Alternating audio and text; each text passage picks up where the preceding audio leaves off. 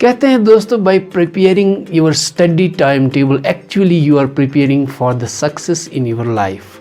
Time table बनाने से पहले आप एक बात जहन में रखें कि जो सब्जेक्ट्स आपके सब्जेक्ट ऑफ इंटरेस्ट हों उनको पहले हाफ में रखें, और जिन सब्जेक्ट्स पे आप ज़्यादा काम करना चाहते हैं उनके लिए थोड़ा ज़्यादा। दोस्तों, आज फिर एक बार हम टाइम टेबल के बारे में बात करेंगे। टाइम टेबल हम क्यों बनाते हैं और टाइम टेबल बनाने से पहले हमें किन किन बातों का खास ख्याल रखना चाहिए। टाइम टेबल जब हम बनाते हैं तो हमें जहन में एक बात क्लियर होनी चाहिए कि हम टाइम टेबल से क्या अचीव करना चाहते हैं। यानी टाइम टेबल बनाने से पहले एक प्री कंडीशन है, हमारा गोल सेट होना चाहिए।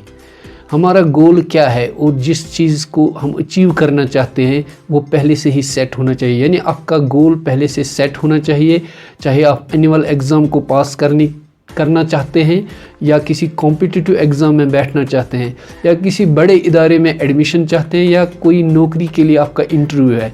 यानी आपका गोल क्या है वो पहले से ही सेट होना चाहिए, और फिर उस गोल को अचीव करने के लिए अपना एक टाइम टेबल बनाइए।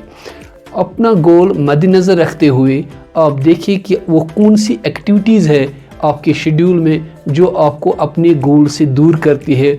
उन एक्टिविटीज़ को एक्सक्लूड कीजिए, और उन एक्टिविटीज़ को जो आपको अपने गोल हासिल करने में, अपना गोल अचीव करने में मदद करती है, उन एक्टिविटीज़ को इंक्लूड कीजिए और इनको प्रायोरिटी में रखिए। और ये भी देखिए कि आपका गोल जो है वो अचीवेबल हो और आप उस गोल को हासिल करने के लिए बिल्कुल कमिटेड हो। दोस्तों, अपना गोल अचीव करते वक्त एक डेडलाइन ज़रूर मुकर्रर करें और उस डेडलाइन के अंदर अंदर अपना काम करें। टाइम टेबल को इतना फ्लेक्सिबल रखें कि उसमें वक्त गुजरने के साथ साथ माइनर चेंजेस हो सकते हैं, क्योंकि जो चीज़ 6 महीने पहले आपके लिए प्रायोरिटी थी, आपने उस पर काम किया, आपने उस पर मेहनत की, मे बी आफ्टर 6 मंथ्स वो चीज़ अब प्रायोरिटी नहीं रह गई।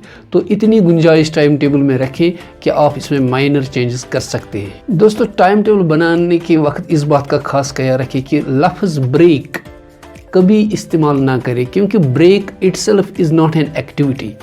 अगर आप ब्रेक खाने पीने के लिए ले रहे हैं तो लफ्ज़ लंच इस्तेमाल कीजिए, और अगर आप ब्रेक खेलकूद के हवाले से ले रहे हैं तो गेम्स का वर्ड इस्तेमाल करें, लेकिन ब्रेक ना लिखें टाइम टेबल। दोस्तों, टाइम मैनेजमेंट के अलावा हम टाइम टेबल को एज डाइट चार्ट भी यूज़ कर सकते हैं।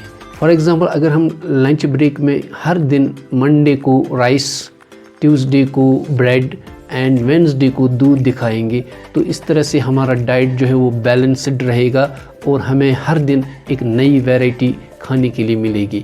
और इसको फॉलो करने से हम इस टाइम टेबल से डाइट चार्ट का भी काम ले सकते हैं।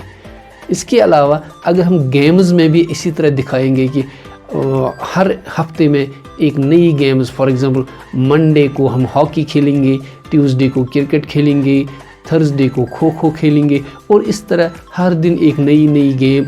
इस तरह से हमारी एक्सरसाइज जो है वो भी डिफरेंट टाइप की हो जाएगी और हमें मुख्तलिफ गेम्स जो है उनके बारे में इंफॉर्मेशन और नॉलेज हासिल हो सकती है। दोस्तों, मुझे यकीन है कि इस वीडियो को देखने के बाद आप पहला काम जो करोगे वो अपना गोल सेट करोगे, उसके बाद अपना स्टडी टाइम टेबल फ्रेम करोगे, और मुझे इस बात का भी यकीन है कि अगर आप ये दोनों काम करोगे तो कामयाबी आपके कदम चूमेगी। Thank you very much.